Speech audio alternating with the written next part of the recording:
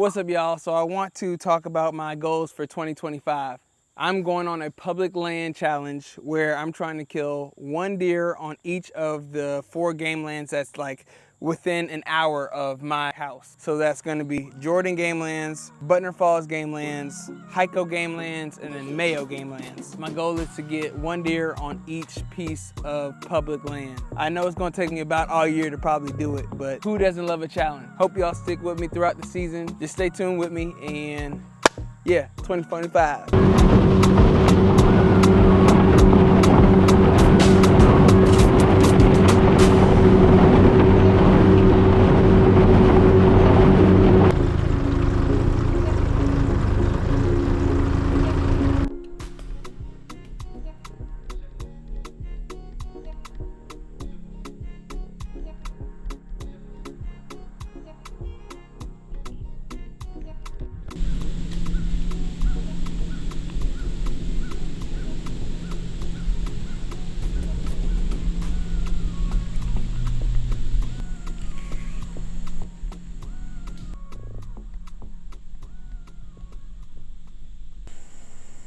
It's 6 o'clock,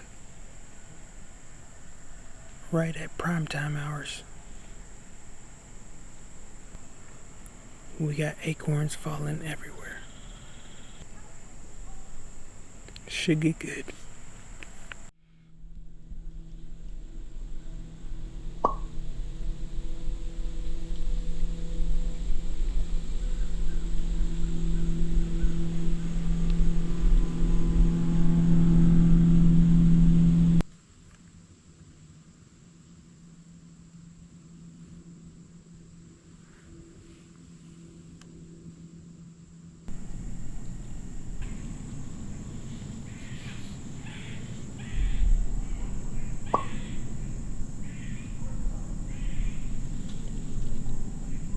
That is a big bobcat.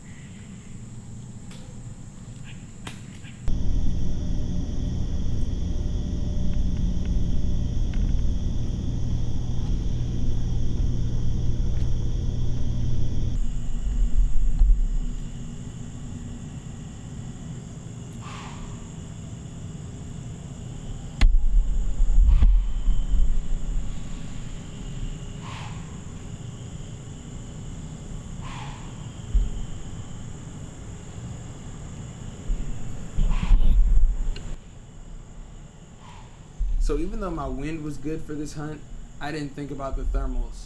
And I can definitely forgive you if you've never heard of it, because I just got introduced to it last hunting season. But essentially, from my research, thermals is the transfer of scent through heat. So when the sun rises and the day begins to heat up, regardless of wind direction, your thermal scent will rise up a ridge line or a mountainside or wherever you're hunting, whatever kind of terrain you're hunting. During the evening and early mornings when the temps are low, your thermal scent will travel downhill, so down into a ravine, down into a bottom, things like that. And these deer were at the base of this hillside, right at the mouth of the lake, and I was sitting on the top of the ridge. So even though the wind was good, my thermal scent was still traveling downhill.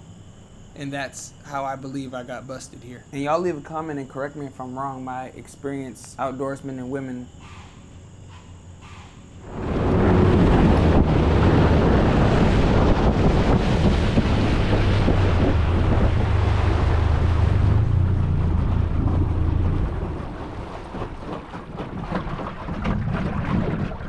So I've hunted here before, and for the past few days, I've been seeing deer hanging around on the banks of the lake. When those deer went back into the woods, I had an idea on what they were doing and where they were trying to get to. The past few times I've hunted here, the deer have always came from the same direction. And when they went back into the woods, they were heading the same direction that I've always seen them come from. So I decided to go into the cove another mile or so, hoping they'd stick to the bank like they had been doing and I can cut them off.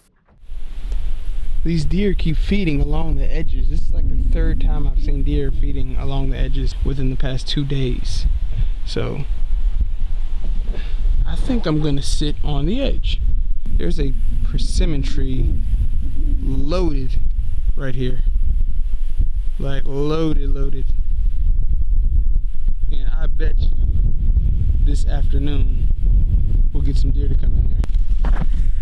Ooh, I think that this might be a good spot for the afternoon. I just gotta stay out of the way wind-wise. I bet you I can make this, I bet I can pull this off. And it looks like they're coming in there hitting that hard too. Don't get it twisted. I know I'm not in the Sycamore Marsh anymore, but these whitetail will come out here in this swampy area. No doubt about it. Let's give it a shot. Alright, so I'm in that wood line. There's acorns galore. Just covered in acorns and pecans and all kind of stuff. And then there's a persimmon tree right there that I showed y'all earlier. And to make matters even better, there's bedding directly behind me. In order for them to get to the persimmons, they're gonna have to come this way, and they're gonna have to come horizontal into the wind. So I should be good here.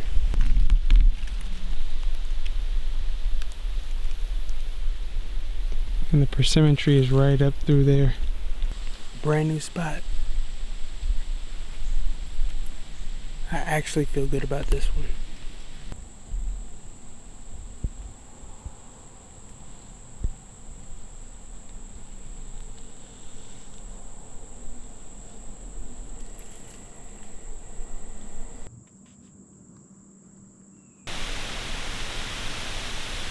Starting to look crazy out here. I think I'm gonna pack it up and deer hunt another day. I'm glad I ain't listened to myself right there, because 45 minutes later made one of the most proud moments I've had as a deer hunter. I called a very specific play scheme and it worked.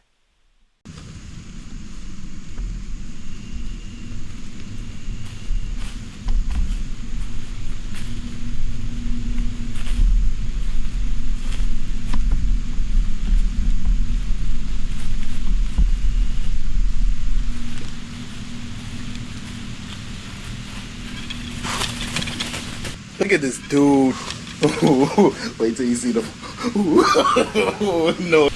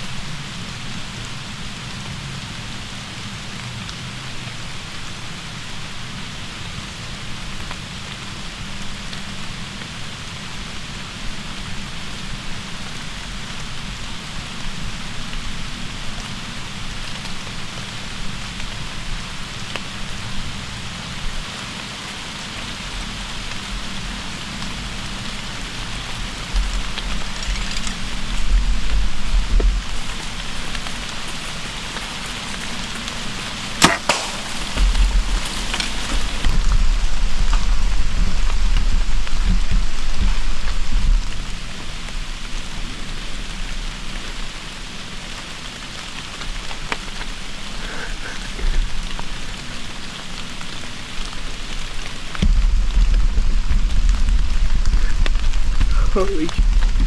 I hope I got all that on camera. Let's go. I hope I got all that on camera. Oh my gosh. Oh boy. Smoke show. Good job, dude. Appreciate it. Alright. I'm gonna get him field dressed and take her to the boat.